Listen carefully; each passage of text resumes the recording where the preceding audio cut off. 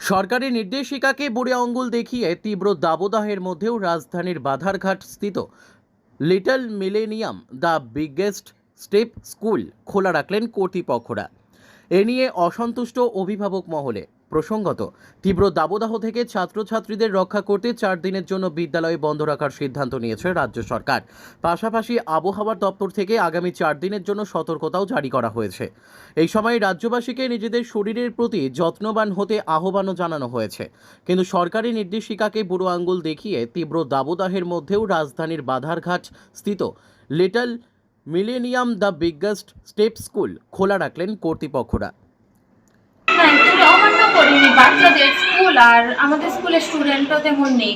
এই মনে করেন 20 জন এরকম স্টুডেন্ট, 20-21 জন স্টুডেন্ট। আর অ্যাকচুয়ালি আমরা 1 ঘন্টার জন্য রেখেছি, কারণ অনেক প্যারেন্টসরাও চায় যে একটু সময় তারা খেলতে আসুক, অ্যাটলিস্ট খেললে সবার বাড়ি কাছে আছে। আমরা প্যারেন্টসের সঙ্গে কথা বলেছিলাম যে এটা তো 1 ঘন্টার জন্য কি আপনারা পাঠাবে নাকি। এটা অ্যাকচুয়ালি যারা যারা ইচ্ছা ওরাই পাঠিয়েছে, আর বাকিরা পাঠায়নি।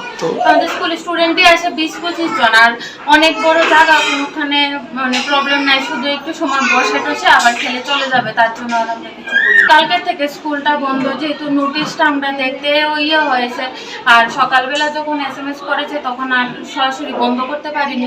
Bureau report, news daily Bharat.